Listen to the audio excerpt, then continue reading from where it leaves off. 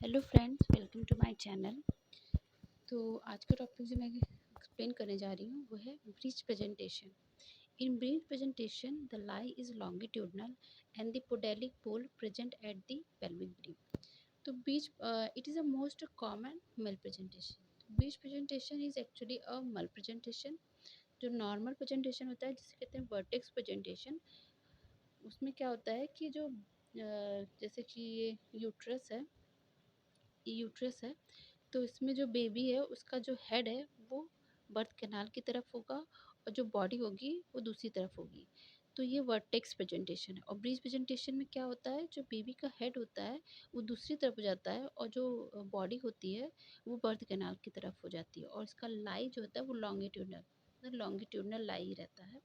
तो this is called breech presentation. Incident में क्या है, 20% at 28th week, drop to 16% at 32 to 34th week, 3 to 4% at term। तो 20% जो इसके चांसेस रहते हैं वो 28th वीक में 20% रहते हैं, जो कम होकर के 16% रह जाते हैं 30 to 34th वीक, और 3 to 4% रह जाते हैं एट टर्म। मतलब डिलीवरी के वक्त केवल 3 to 4% ये मल प्रेजेंटेशन रह जाती है, वरना और सही हो जाता है, अपने आप स्पॉन्टेनियस करेक्शन हो जाता है। Thus in 3 out of 4 spontaneous correction in vertex presentation occur by 34th week. तो 34th वीक होते होते जो 4 में से जो 3 होते हैं, मतलब 4 में से 3 जो कंडीशन होती है, 3 केसेस होते हैं, उसमें अपने आप नॉर्मल वर्टेक्स प्रेजेंटेशन आ जाती है। Varieties, there are 2 varieties of breech presentation: complete or incomplete. Complete flex breech, the normal attitude of full flexion is maintained. Thigh are flexed at hip and leg at knees. तो इससे आप समझ सकते हैं ऐसे presentation होता है complete का। तो इसमें जो क्या होता है, जो thigh are flexed at hip and leg at knee. Flex मतलब एक तरह से मुड़ा, ये झुकाव कह सकते हैं। तो समझिए थाई है, तो थाई जो है वो कहाँ से मुड़ी हुई है, हिप से, और लेग जो है वो नी से मुड़ा रहता है। तो ऐसे प्रेजेंटेशन होता है कंप्लीट। और the presenting part, 2 vertex, external genitalia, 2 feet. तो प्रेजेंटिंग पार्ट मतलब इसको आप ले सकते हैं, ये है प्रेजेंटिंग पार्ट। तो प्रेजेंटिंग पार्ट मतलब समझ सकते हैं जो बर्थ कैनाल की तरफ हो, शो कर रहा हो बर्थ कैनाल की तरफ। तो उसमें क्या, 2 वर्टेक्स दिखेगा, 2 फीट दिखेंगे और एक्सटर्नल जेनाइटेरिया दिखेगा। तो प्रेजेंटिंग पार्ट ये हो गए तीनों। And it is commonly present at multipara 10%। फिर आगे है incomplete. This is due to varying degree of extension of thigh और लेग। तो varying degree of extension of thigh और लेग की वजह से होता है। 3 वेराइटीज़ आर पॉसिबल। पहला है ब्रीच विथ एक्सटेंडेड लेग या frank breech. In this condition thigh are flexed on the trunk and leg are extended at knee joint. तो आप इसको ऐसे समझ सकते हैं, प्रॉपर डायग्राम नहीं बनाया, फिर भी आप समझने के लिए समझ सकते हैं कि जो थाई होता है वो फ्लेक्स्ड मतलब मुड़ा होता है ट्रंक पे। ट्रंक मतलब पेट, पेट समझ सकते हैं, ट्रंक पेट के एरिया की तरफ मुड़ा रहता है। पर लेग आर एक्सटेंडेड, लेग जो होता है वो कंप्लीट नी की तरफ मुड़ा रहता है, नी की से मुड़ा रहता है, लेकिन इसमें देखिए मुड़ा नहीं है, एक्सटेंडेड है। एक्सटेंडेड एट नी जॉइंट पे ये एक्सटेंडेड है। और इसके प्रेजेंटिंग पार्ट हो गया है 2 vertex and external genitalia only. Presenting part अगर ये देखेंगे तो 2 वर्टेक्स हो गया और एक्सटर्नल जेनाइटेलिया हो गया। कंप्लीट में फीट भी था, क्योंकि फीट मुड़ा हुआ था, लेकिन इसमें फीट जब मुड़ा ही नहीं हुआ तो फुट जो फीट है वो प्रेजेंटिंग पार्ट में नहीं आएगा।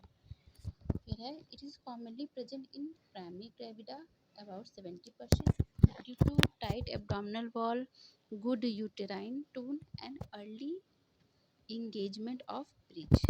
Third है footing presentation. Both thigh and leg are partially extended, bringing the leg to present at prim. तो इसमें जो थाई और लेग है वो पार्सली एक्सटेंडेड है।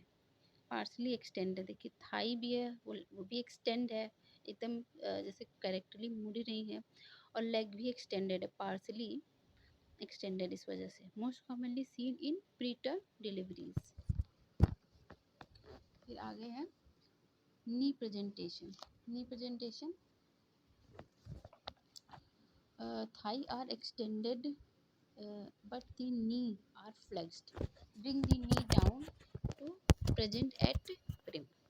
तो उसमें क्या है, thigh are extended but the knees are flexed. तो थाई जो है वो देखिए ये भी प्रॉपर नहीं बना है, लेकिन समझ लीजिए जो थाई है ये एक्सटेंड है, मतलब मुड़ा नहीं है। और जो नी है वो जो लेग है वो नी की तरफ फ्लेक्स है, मतलब मुड़ा हुआ है।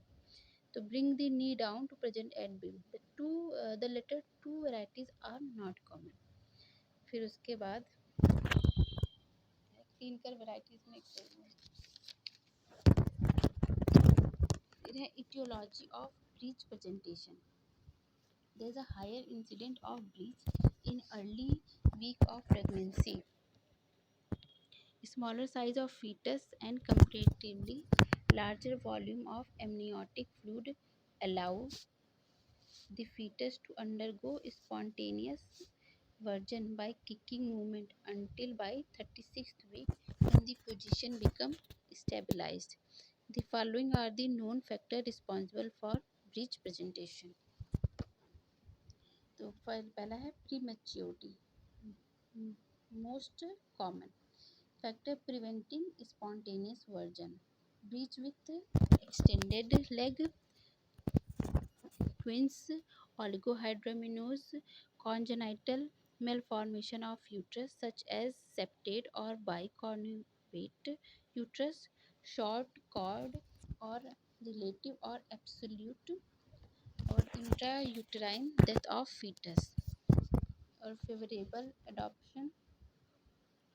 Hydrocephalus big head can be well accommodates in the white fundus.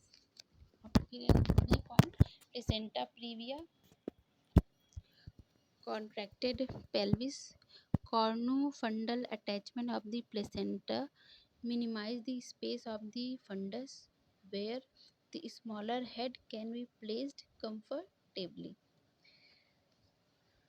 Undue mobility of the fetus, hydramnios and multipara with lax abdominal wall. Undue mobility मतलब जो फीटस के उसकी जो मोबिलिटी की वजह से भी ये कंडीशन आ जाती है। तो इसके दो रीजन्स हैं। और fetal abnormalities, trisomies 13, 18, 21, anencephaly, myotonic dystrophy, recurrent breach. Recurrence is successively pregnancies recurs in 3 or more successive pregnancies, range between 8 to 10%. फिर diagnosis of breech presentation, diagnosis में क्लिनिकल एंड सोनोग्राफी।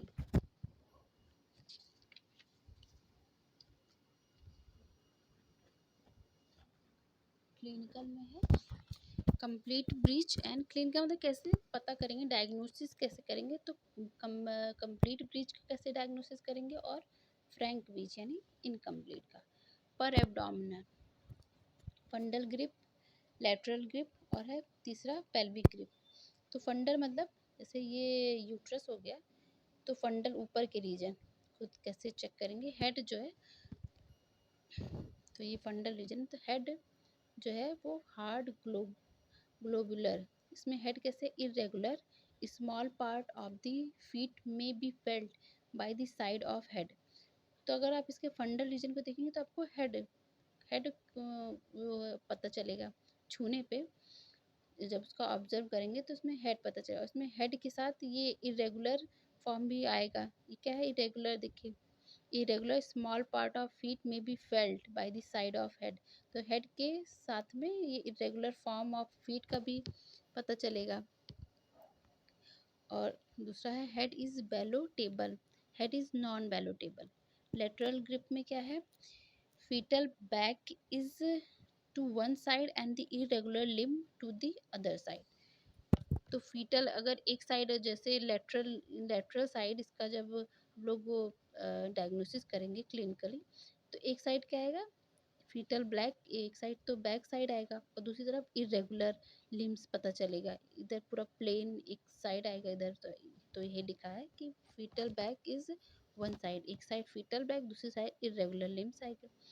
और तो इसमें क्या है, irregular part are less felt on the side, तो इसमें भी दोनों इधर भी ऐसे आएगा, इधर भी ऐसे, तो इरेगुलर पार्ट उतने नहीं है क्योंकि यहाँ पे देखिए सब पार्ट पूरा लेग आएगा, इधर भी ऐसे है, तो इरेगुलर फॉर्म उतना इरेगुलर बल्कि हेड के बगल आ जाएगा फंडस रीजन में, इसमें इतना इरेगुलर नहीं पता चलेगा। तो तीसरा है pelvic grip, soft board and irregular mass. Soft, small, hard and a conical mass is felt. FSH करेंगे, FHS फेटल हार्ट साउंड का पता करेंगे तो located at a higher level of umbilicus, located at a lower level। और फिर उसके बाद है पर वेजाइनल डायग्नोसिस करेंगे तो ड्यूरिंग प्रेगनेंसी एंड लेबर,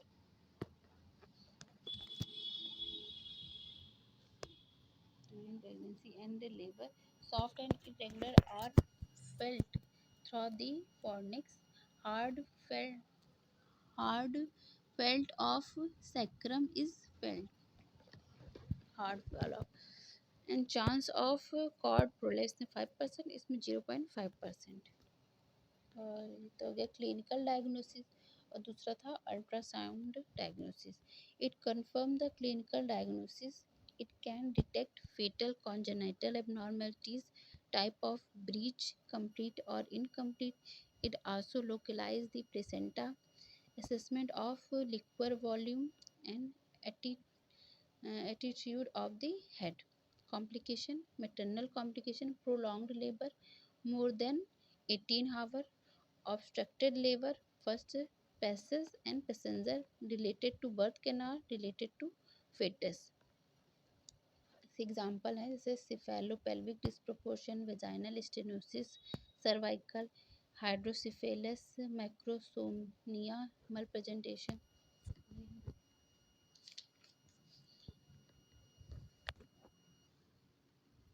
फिर है डिहाइड्रेशन, डिहाइड्रेशन की प्रॉब्लम हो सकती है ketoacidosis, low glucose level, perineal tear, cord prolapse, maternal distress, postpartum haemorrhage, caesarean section, forceps delivery.